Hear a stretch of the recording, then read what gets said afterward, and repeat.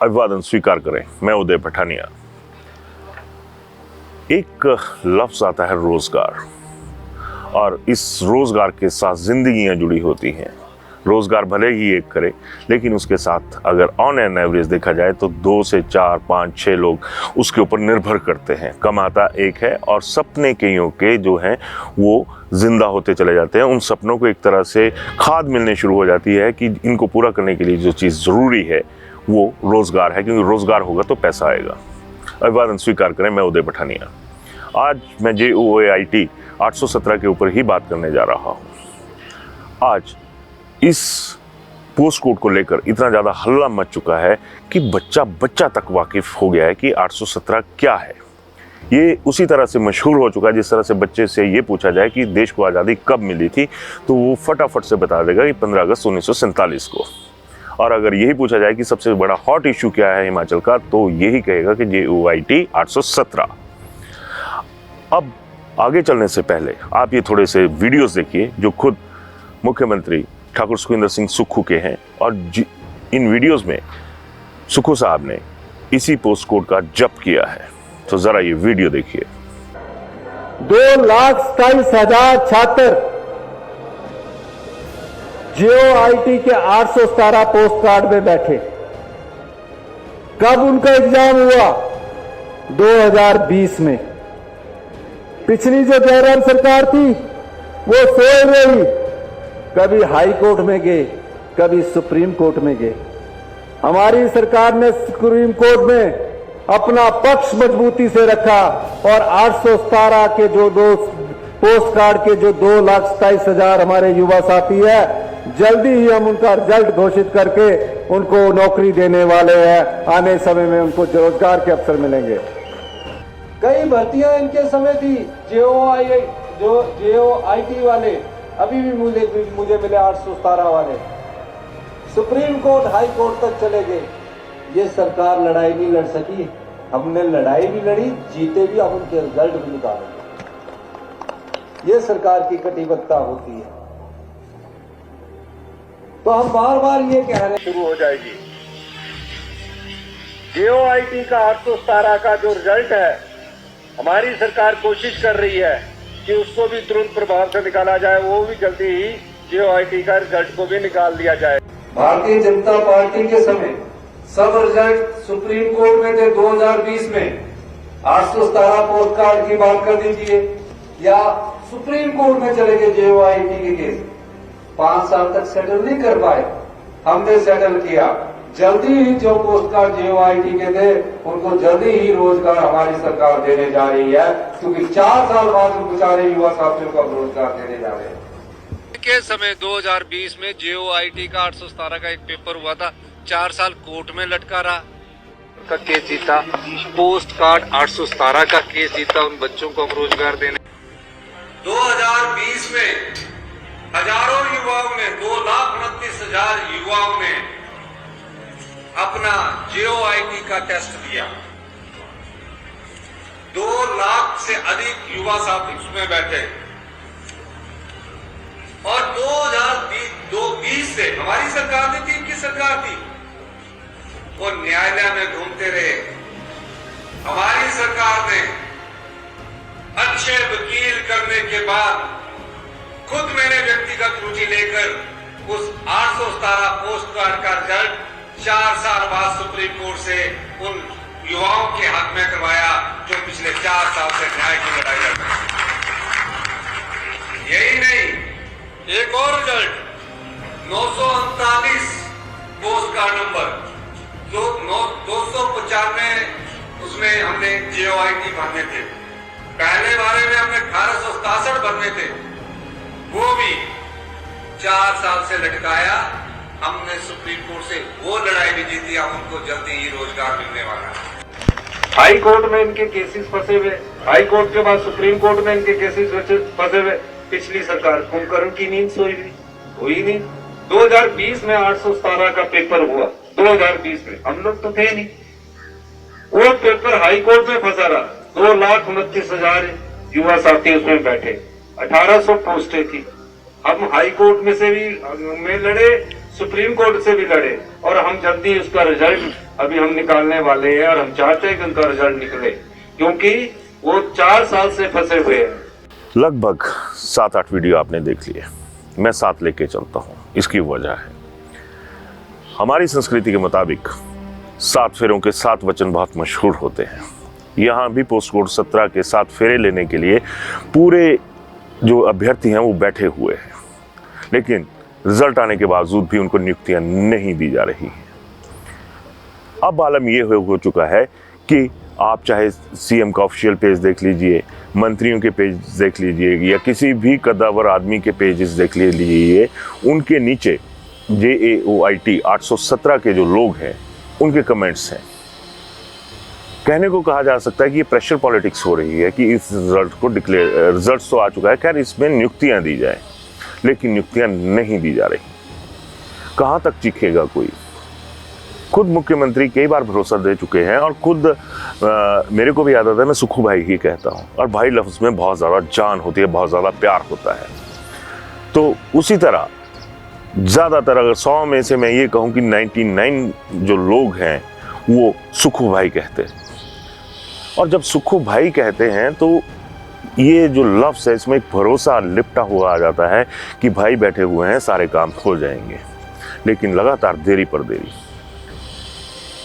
अब ऐसे में सवाल उठता है कि अगर मुख्यमंत्री हर मंच से या हर प्रेस कॉन्फ्रेंस में या जब भी मीडिया से रूबरू होते हैं तो ये कहते हैं कि उनको सब कुछ याद है, कोई शक नहीं, मुख्यमंत्री को सब कुछ याद है। मुख्यमंत्री को ये भी याद है कि ये कब शुरू हुआ था, फिर किस तरह से उन्होंने लड़ाई लड़ी और जाकर सुप्रीम कोर्ट तक इस केस का जब निपटारा हुआ। लेकिन निपटारा सुप्रीम कोर्ट में तो हो गया, लेकिन हिमाचल की जो अफसरशाही है या फिर सरकार है, ये मैं इसलिए कह रहा हूँ क्योंकि दोनों चीज़ों पर सवाल उठ रहे हैं कि जब सुप्रीम कोर्ट का फैसला आ गया तो हिमाचल सरकार या फिर इसकी अफसरशाही इसके ऊपर तुरंत कोई फैसला क्यों नहीं ले रही है। बहुत सारी बातें होती हैं, जितने मुंह उतनी बातें होती हैं। अब वही आलम हो चुका है, जितने मुंह उतनी बातें यहाँ पे हो रही हैं। सवाल उठ रहे हैं कि आज सरकार इसमें डिले कर रही है या फिर अफसरशाही जो है वो इसके ऊपर काम नहीं कर रही है। तो बहुत बड़ी बात एक और भी है कि लोग अफसरों को नहीं जानते हैं कि कौन अफसर है। लोग नेताओं को जानते हैं जिनको चुन के भेजा हुआ होता है, चाहे वो बीजेपी के हों या कांग्रेस के हों। उन लोगों ने अफसरों को वोट नहीं दिया होता है, लोगों ने वोट दिया होता है पार्टी विशेष को, नेता विशेष को। अफसर विशेष को कभी कोई वोट नहीं देता है। अगर मान लिया जाए कि सरकार इस मामले पर धीर गंभीर है तो फिर क्या अफसरशाही इतनी लापरवाह है कि जो सुप्रीम कोर्ट तक का फैसला आ चुका है उसके ऊपर यहाँ तक इतनी देरी हो रही है? इसकी देरी का असर कहाँ पे पड़ रहा है? 2020 से चला हुआ सिलसिला 2024 में पहुँच गया, 4 साल का वक्त हो गया। अगर ये वक्त पे ही सारी चीज़ें सही ढंग से हुई होती और सब कुछ सही ढंग से हुआ होता तो अंदाज़ा लगाइए कम से कम 3 साल से ये लोग रोज़गार से जुड़े होते और 3 साल में इन लोगों की जो एक मानसिक स्थिति है, आर्थिक स्थिति है, वो कितनी मजबूत हो चुकी होती। लेकिन नहीं, मजबूती सबको नज़र आती है सरकारों की, मजबूती सबको नज़र आती है अफसरशाही की। आम आदमी की मजबूती कौन देखेगा? रोज़गार देखेगा। रोज़गार के दर्शन ही नहीं हो रहे। ऐसे में ये सवाल सरकार के साथ भी बनता है कि अगर आप गुनाहगार हैं, अगर आपकी वजह से कहीं पे चूक हो रही है तो वो भी गलत है, और अगर अफसरशाही सरकार की बात नहीं मान रही तो ये सबसे बड़ा गलत मैसेज जो है वो आज की डेट में पूरे हिमाचल में जा रहा है। यहाँ पे एक बात और भी कहना चाहूँगा कि अफसरों का कुछ नहीं जाता, अफसर हमेशा अफसर ही रहेंगे, चाहे आपकी सरकार है, चाहे बीजेपी की सरकार आए ना आए, आपकी सरकार आए ना आए, अफसर प्रमोशन के साथ आगे बढ़ता चलता है और वो अपना पूरा कार्यकाल पूरा करता है। लेकिन लोगों की का तो जो जीवन काल है वो सिमटता जा रहा है। 3 साल का हर्जाना कौन देगा? अगर सिस्टम सही होता, चाहे वो बीजेपी की सरकार थी या अब कांग्रेस की सरकार है, अगर आप लोगों का सिस्टम सही होता तो ऐसी कोई नौबत नहीं आती कि 3 साल से इन लोगों को रोजगार के दर्शन ही नहीं हो पाते।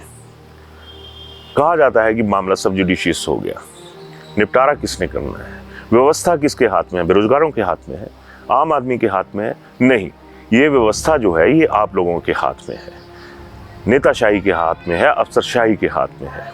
जब इनके हाथ में सब कुछ है तो फिर खाली हाथ बेरोजगार क्यों बैठा हुआ है? इसका गुनाहगार है कौन? अक्सर हम भी देखते हैं कि जहाँ पे किसी बड़े नेता की मूवमेंट होती है, कोई मंत्री आता है, तो जो बेरोजगार लोग हैं वो वहाँ पे खड़े होते हैं, चाहे दिन हो, रात हो, गर्मी हो, ठंड हो, जो मर्जी हो, ये लोग रोजगार की आस में आप लोगों के पास जाते हैं। पिछले दिनों भी मैं कहीं पर गया था तो एक बहुत बड़े नेता थे, अभी मैं उनका पद नाम नहीं लूँगा, वहाँ पर भी बेहद कड़कती ठंड में इसी पोस्ट कोड के जो युवा थे वो उनसे मेरी मुलाकात हुई, और जब उनसे बातचीत चली तो उन्होंने बताया कि हम इसी आस में यहाँ पे आए हुए हैं। अब मेरा सवाल ये है कि आपने रोजगार दिया नहीं दिया अलग चीज़ है, लेकिन जब बच्चे शाम को सड़कों पे देर रात को भटकेंगे तो उनके माता पिता की जो मानसिक दशा है पीछे से वो क्या होगी। कि अगर बच्चा हमारा रात को गया है, पता है रोजगार की आस में गया है, गुहार लगाने गया है, जब तक वो घर नहीं पहुंचता है तो उनके पेरेंट्स के ऊपर क्या बीतती होगी। ना किसी शायद इस दर्द का, इस परेशानी का जो आभास है वो अफसरों को होगा, ना ही नेताशाही को होगा। तो मैं पहले बात कर रहा था भाई शब्द की, तो सुखू भाई का ना जब नाम ही इस तरह से आता है कि भाई हैं, तो भाई ही जब भाई बहनों के दर्द समझेंगे तो बहुत अच्छा लगेगा।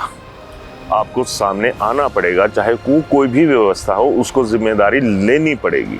अब तो बात यहाँ तक भी आ रही है कि इनको रोजगार ना देने के पीछे कहीं वो आर्थिक बदहाली तो नहीं है जिसका इशारा मुख्यमंत्री सुखविंदर सिंह सुक्खू ने सत्ता ग्रहण करने के तुरंत बाद दे दिया था। अब शोर ये भी मच रहा है कि सैलरीज लोगों की नहीं आ रही है।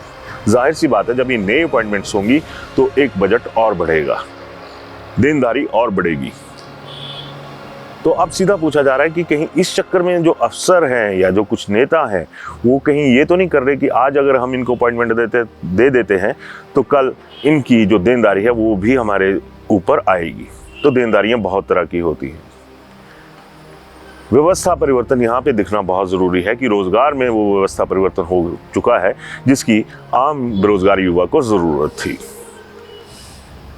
आज भी जब ये कोई मंत्री या मुख्यमंत्री के पेज पे कोई ऐसी बात आ जाती है जो रोज़गार से जुड़ी होती है, तो इन युवाओं की जो फौज है उसमें से कुछ कमेंट्स ऐसे कर देते हैं जिससे ये लगता है कि शायद कोई इन कमेंट्स को देख ले तो आभास हो जाए, और जो सो कॉल्ड सलाहकार होते हैं या ख़ास होते हैं सरकार के, वो ये मैसेज उन तक पहुंचाएं कि सर ये बहुत ही ज़्यादा मुद्दा जो है वो गर्माता जा रहा है, लोगों का जो दिल दिमाग वो गर्मी का शिकार होता जा रहा है और उसमें ठंडाई कहीं पे भी नहीं है, ठंडक कहीं पे भी नहीं है। कौन समझाएगा इन चीज़ों को। बेरोज़गारों को जो अभी अपने सारे टेस्ट क्वालिफाई करके बैठे हैं, सुप्रीम कोर्ट तक से हरी झंडी ले आए हैं, अब उनके सामने ऐसी व्यवस्था क्यों? जवाब आप लोगों को देना होगा और जो रोज़गार का रास्ता है वो भी खोलना होगा, क्योंकि सत्ता का रोज़गार हर किसी को चाहिए, चाहे वो कांग्रेस हो चाहे वो बीजेपी हो। जब आप लोगों के लिए अपना रोज़गार अहम है तो कभी सोचिए कि आम आदमी के लिए रोज़गार कितना अहमियत रखता होगा। अहम उनके लिए भी है रोज़गार। क्यों, अगर जो भी विपक्ष में बैठता है उसको तब क्यों ये सारी चिंताएं सताती हैं बेरोजगारों की? आज बीजेपी भी कह रही है कि ये जो कोड है JOIT 817 इसका रिजल्ट नहीं निकल रहा। तो बीजेपी वालों से भी ये सवाल रहेगा कि जब आप लोगों के पास सत्ता थी तब आप लोगों ने क्या किया, और यही सवाल कांग्रेस के साथ भी रहेगा कि जब वोट की बेला थी तो इन्हीं लोगों से समर्थन लिया गया था और इन लोगों ने दिया भी था, ये छाती ठोंक कर कहते हैं। तो क्या ये अहम है जो सत्ता पक्ष के लोग या जो नेताशाही है, सत्ता पक्ष का जिक्र क्यों करना है एक इसमें, कि जो नेता हैं उनके लिए अपना ही रोजगार अहम है, उनको ही 1.5-2 लाख रुपए की सैलरी बतौर विधायक हर महीने चाहिए। चंद हज़ार की जो सैलरी है, जो काम करके मिलनी है, लोगों के काम करके मिलनी है, जनता की सेवा करके मिलनी है, उनका चंद हज़ार की सैलरी पे भी कोई हक नहीं है।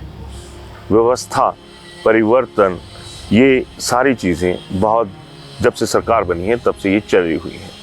कितना सा व्यवस्था परिवर्तन हुआ है ये आप तय कीजिएगा। धन्यवाद।